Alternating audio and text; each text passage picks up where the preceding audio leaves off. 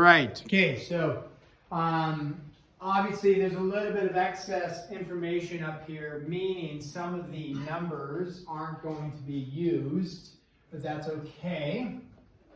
We have them all listed, and then now we are going to go through the proof process. So when you go to do a proof, like we've discussed, we're just doing 2-column proofs on this.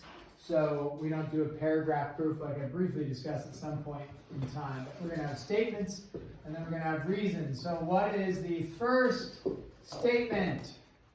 That angle 6 is congruent to angle 10. Yeah, A parallel to B, angle 6 congruent to angle 10, and then that reason is the given. Now, ultimately, I want to prove that, right, C is parallel to D. Now, with this being said, if you think about A being parallel to D, okay, so if we think about just A being parallel to B, right, A and B are parallel. If you took, take this piece of paper, when A and B are parallel, what we realize is that like 6, let me think about it like this.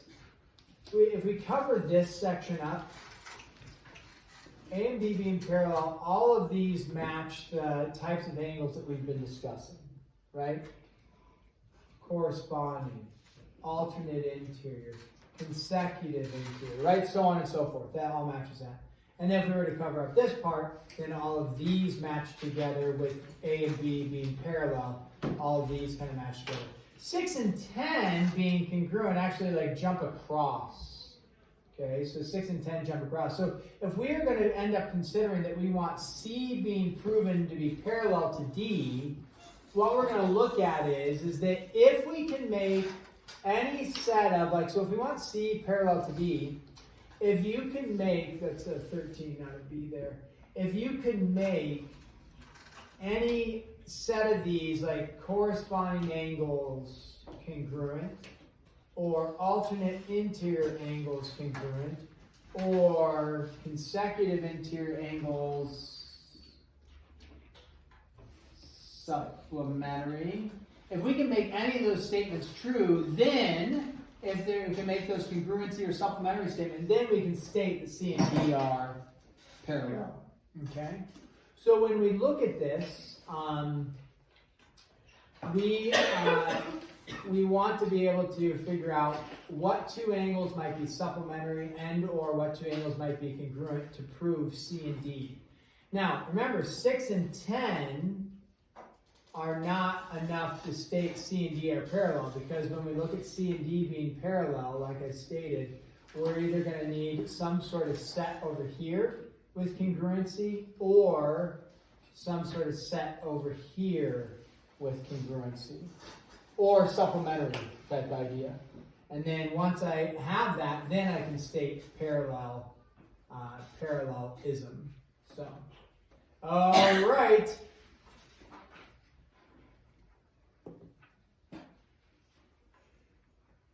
Problem with these ones is there's a lot of excess, if you will, information. The excess information is simply this. It's not actually given to you, excess information given to you here. The excess information is all these numbers up here representing angles, right? And you're like, which one would I possibly even choose? That can be a little bit challenging. Okay. So you got to figure out either A, erase stuff that you don't need, or B, just work through it and figure out what I don't need. So let's start with this. What I do know is that A and B are parallel. That's good. I also stated 6 and 10 are equal as well. Okay. So if A and B are parallel, which they are, C, let's consider this. C is a transversal. Well, let me actually circle this. I got a green marker right here. If I'm working on C and D being parallel, what if I stated that, because I'll help us, what if I was able to state that 2 and 10 are congruent? If I was able to state that 2 and 10 are congruent, let me redraw the picture without so much going on. here's C and here's D, and then I throw a line through like this, right? And then I'll call this angle 10 and angle 2 and 10 there. If I were able to state that these two angles are congruent, what kind of angles are these? These are an exterior and an interior. They're called corresponding. If corresponding are congruent, what does that state about the two lines that are cut by that transversal? That are parallel, right? So if I could state that this is congruent to this, if I could get angle 2 congruent to angle 10, if I can make that truth statement, then I can state that these two are parallel. Okay? So if I look at that, that's our goal actually, and the reason why I'm stating that, because I know that's how we're going to get there, is if I can get this congruent to this, then I know they're parallel. Could you say 6 is congruent to 2? Yeah, awesome. How can I state, I'm going to write that right up here, how can I state that angle 6 is congruent to angle 2? Not definition of congruency, but if you think about this, let's eliminate this. If I were just looking at A and B are parallel, which are they? Yes. How do I know 6 and 2 are congruent? If the lines are parallel, how do I know the angles are congruent there? Yeah, Abby. Oh, well, I'm not sure if this is right, but is it the, like, corresponding? Yeah, corresponding angles congruent. Now, technically, there's a theorem that states if two lines are parallel cut by a transversal, then corresponding angles are congruent. So corresponding angles 6 and 2 are corresponding, therefore they are congruent. So now that I know 6 and 2 are congruent, right? I just stated that, that's truth. Now I could go and say, I know 6 is to 10 and 6 is to 2. Therefore, is there anything I can say about 10 and 2? Okay. How can I state that angle 2 is congruent to angle 10? Is it also Substitution. Transitive and substitution. Yeah, it's not that they're corresponding angles, because 2 and 10 are not congruent by corresponding. That would be if C and D were parallel. We haven't proven that yet, but we do know they're equal because if 6 is equal to 2 and 6 is equal to 10, then guess what? 2 is equal to 10, right? And that's our transitive substitution. So, transitive / substitution. I heard somebody else, was that you, Chuck, said substitution? Yeah, so transitive / substitution. There we go. So now, if I've just been able to state that 2 is congruent to 10, now what can I state? A and B are parallel. Well, we already knew A and B are parallel. C and D are parallel. And why are they parallel? We already stated it once. Because C is parallel to D now. Because 2 and 10 are corresponding. Yeah, corresponding angles. So technically, and then corresponding. I'm going to give this to you on like the test. If you just wrote that, that would be fine. Technically, the theorem is, like for the first one, if two lines are parallel, then their corresponding angles are congruent, would be a formal way to write it. Here, this would be, if two corresponding angles are congruent, then the lines are parallel. So it's kind of going in reverse. But I would let you just reference that, hey, corresponding angles are congruent are allowing us to make these statements there. Okay? Does that make sense? A little bit on that one. So again, a little bit of the challenge there was, did you need to know anything about 13, 14, 15, and 16? No. Nothing, right? And so there's all this extra noise, if you will. You got to figure out, cancel out the noise that you don't need, right? And then figure out what you do need, and then create a proof from there. Okay, so that takes care of at least one little proof on that. I am going to start, because I think on 3-4, I think we're going to do kind of 2 days on it, but I want to at least give a little brief intro to it What if I do a 5-minute intro and then give you 12 minutes to work on some homework, okay? So let's go 5. Oh, is that too much time to work on homework? I'm sorry. Oh, okay.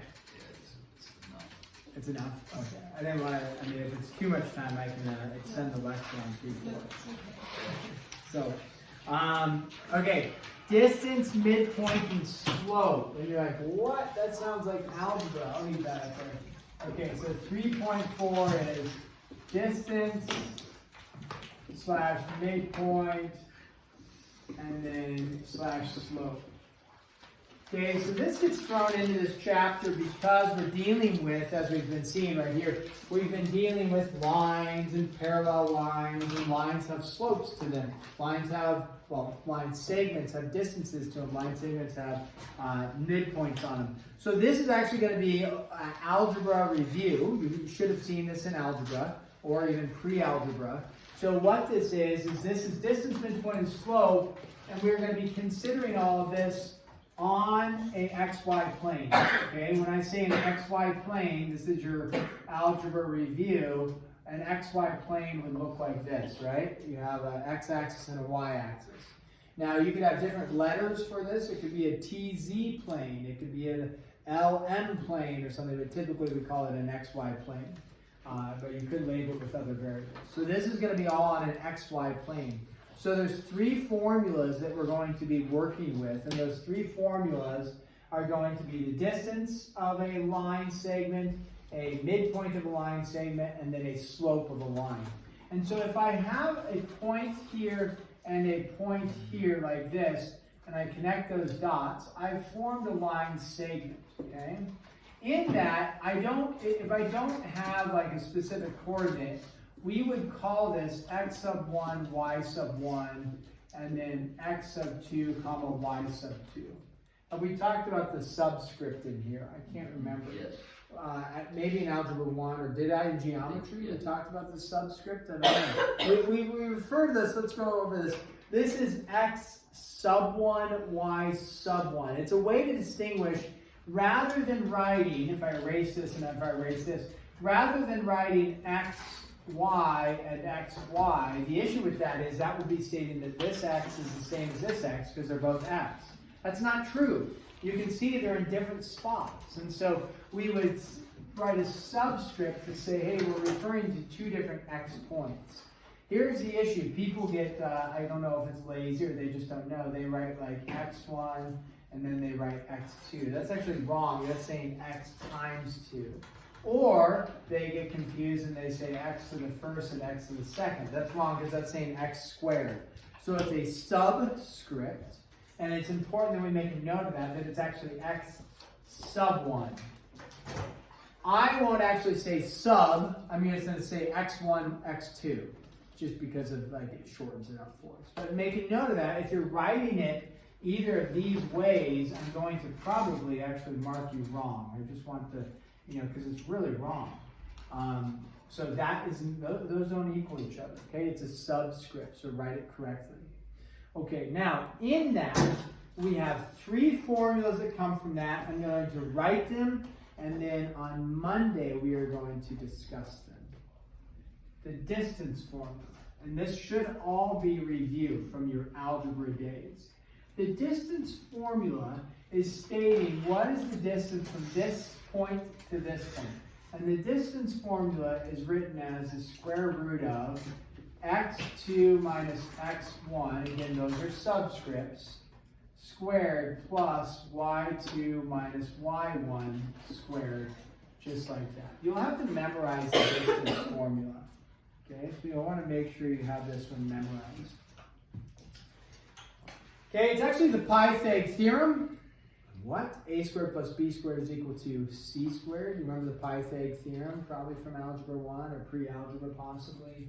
And it actually is just the Pythag theorem. It states the distance from here to here is your x is subtracted. The distance from here to here is your y subtracted. And then this is like your hypotenuse. So it's really like a squared plus b squared is equal to c squared. But then you take the square root of both sides and then you just have d. So that's your distance formula. Memorize it. Midpoint is you want to find the middle point between your 2 points. To find something in the middle, you just find the average. How do you find the average? If you have 2 things, how do you find the average of 2 things? Add them, divide by 2. So if you can memorize that for midpoint, you won't mess it up. The issue is that people don't memorize that for midpoint. What they do is for midpoint, they make an error. And a midpoint is you're finding an x and a y. You're finding the midpoint, which is an x and a y. So right here, this would be your midpoint. X, I just like to call it sub m comma y sub m because it's in the middle, the midpoint. To find that, you are taking your x value plus your x value, dividing it by 2, like this. And then you're taking your y value plus your y value, and you're dividing it by 2. Many people make the error, and when they write the midpoint formula, guess what they do? They say x1 minus. Why do they say minus? Because the distance formula is minus. But remember, you're finding the average.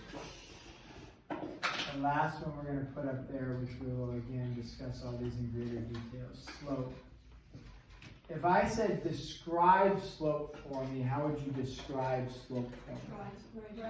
Rise over run, yeah, right? Rise over run.